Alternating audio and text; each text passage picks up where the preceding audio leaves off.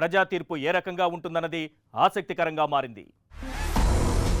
మంగళగిరి నియోజకవర్గాన్ని చూద్దాం. ఇక్కడ మంత్రి నారా లోకేష్ పోటీ చేస్తున్నారు. ఇక వైసీపీ నుంచి ఆళ్ల రామకృష్ణారెడ్డి బరిలో ఉన్నారు.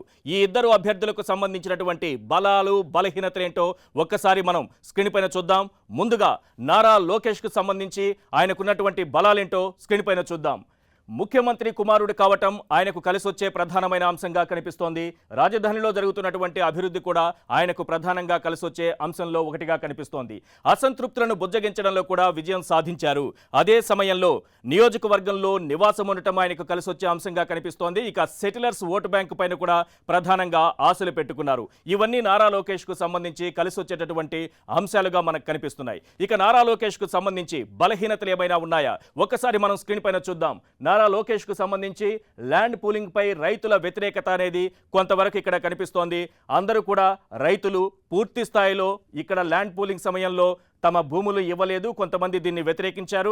ఆ వ్యతిరేకత కూడా ఇక్కడ ప్రభావం చూపించేటటువంటి అవకాశం ఉందనేది తెలుస్తోంది. అదే సమయంలో పద్మశాలీల నుంచి వ్యతిరేకత వ్యక్తమయ్యే ప్రమాదం కూడా కనిపిస్తోంది.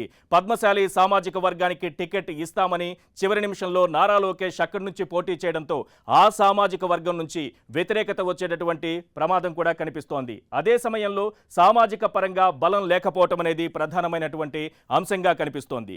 ల్యాండ్ పూలింగ్ పై తాడేపల్లి మండలం రైతుల నుంచి వ్యతిరేకత, అలాగే చంద్రబాబు నివాస గ్రామంలోనే మంచినీటి సమస్య కూడా ఉండటం ఇక్కడ నారా లోకేష్ కు సంబంధించినటువంటి బలహీనతల్లో ప్రధానంగా కనిపిస్తున్నటువంటి అంశాలు.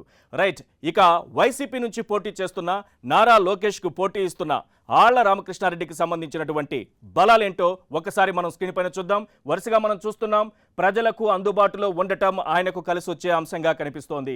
అదే సమయంలో ల్యాండ్ పూలింగ్ పై రైతులకు మద్దతు, ఎవరైతే కొంతమంది రైతులు వ్యతిరేకించారో వారికి మద్దతుగా నిలబడి పోరాటం సాగించారు, అదే ఆయనకు కలిసి వచ్చేటటువంటి అంశంగా కనిపిస్తోంది. ఇక రాజన్న క్యాంటీన్లను ప్రారంభించడం, 5 రూపాయలకే భోజనం పెడుతుండడం కూడా ప్రజల్లోకి విస్తృతంగా వెళ్ళింది. ఇది కూడా ఆయనకు కలిసి వచ్చేటటువంటి అంశంగా కనిపిస్తోంది. ఇక ఆళ్ల రామకృష్ణారెడ్డికి సంబంధించి బలహీనతలు ఏమైనా ఉన్నాయా? ఒక్కసారి మనం స్క్రీన్ పైన చూద్దాం.